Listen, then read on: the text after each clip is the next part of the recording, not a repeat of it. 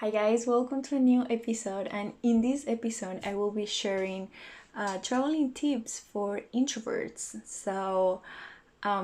I was giving a presentation about Vietnam in a solo female traveling group, and I was asking for feedback about what would you like to hear about, in this next season, and some of the proposals I got was to make an episode, solo traveling tips for introverts and extroverts.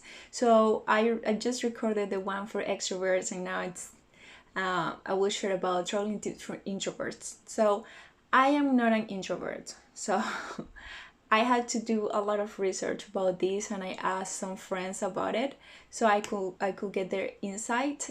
And between that and what I found, I came up with these ideas. I hope you like it. But yeah, I'm actually just working my way on being more introverted when I travel. So, um, so look, solo travel is perfect for introverts in the sense that I get it. Like introverts need time to reflect and recharge. So I see why solo traveling can be so helpful for you guys, because you're pretty much on your own and you hang out just with the people that you choose to. So, but I also get it that you need company. I mean, humans were social creatures, and even in one degree or another, we need to be around people. So I got this phrase. I don't remember the website, but it says, as an introvert, the reward in solo travel lies in the immense opportunity for observation. And definitely, solo traveling is a great opportunity for observation. Observing the world, the culture, and the other people around makes the travel experience fuller and richer. And this is for sure. This is actually one of the tips I grow for extroverts, in the sense that we all need to stop and to appreciate what is around us and take that time to reflect about what we have done in our trips. Definitely, there is so much value you can get out of reflection time. So, but I also read that traveling alone as an introverted develops social skills. And for sure, I mean, you're out there on your own, and you know, there are things that will take you out of your comfort zone because of X need you have. Maybe you need to ask for a restaurant, maybe you need to ask for a direction. So you need, in order to do so, you need some to develop social skills and interact with others. So these are some tips I found online. So I'm gonna be sharing this with you, and I will give my perspective about it. So the first one will be book your accommodation according to how social you want to be. Why? Because you know, if you don't want to interact with that many people, probably hostels are not the best option for you. Because usually at hostels you share room with at least five other people.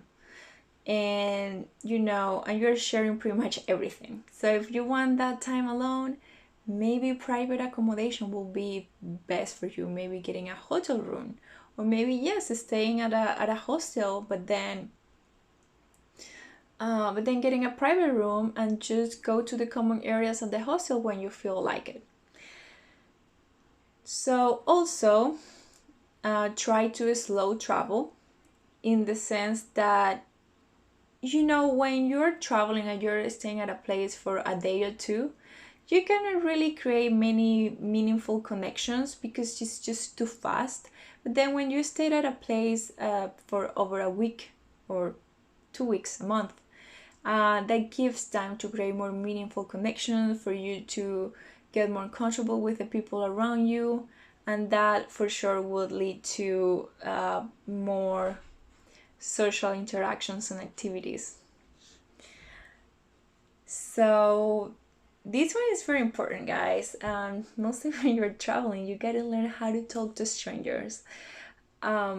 I get it for an introvert. This might be difficult, but I don't think it is impossible. You can always start with a comment of like, oh, what a beautiful place, or, you know, some people in some countries love to talk about the weather. That's also a great conversation starter. Start if if you want to talk to someone, or just like the most powerful tool, smile. Like, people who smile are more approachable, so that definitely will help you to interact with others while traveling. Take a class. Um, you know, when you take a class, any class, it can be cooking, it can be art, it can be learning a foreign language, that will put you for sure in a social situation with a purpose. So, and then the people that you will meet there have already a common interest with you, so that will make it even easier to interact with others.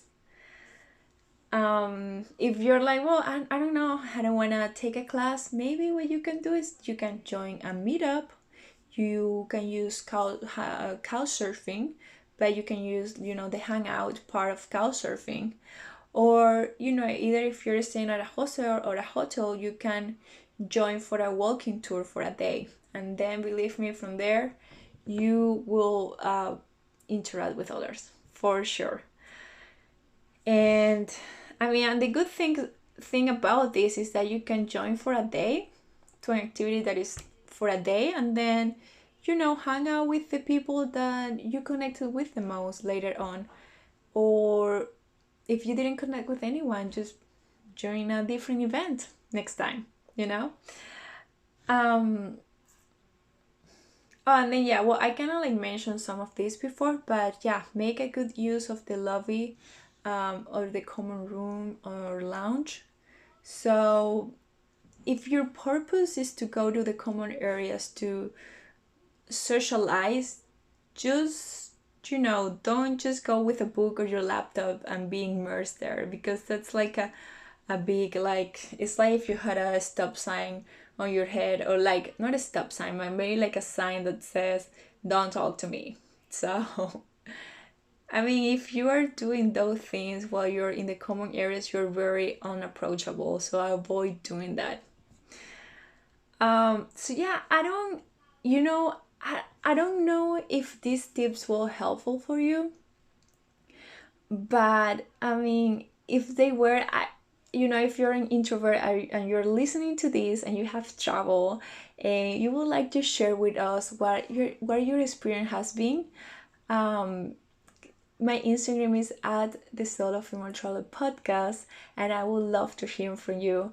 I would love to get the perspective of an introvert, because I mean, this was a research I did, and then I was asking some introvert friends, but those introvert friends haven't done solo traveling that much. So this was kind of like a general idea I got from them and from the internet. So yeah, well, thank you so much for listening, and I will be talking to you in the next episode.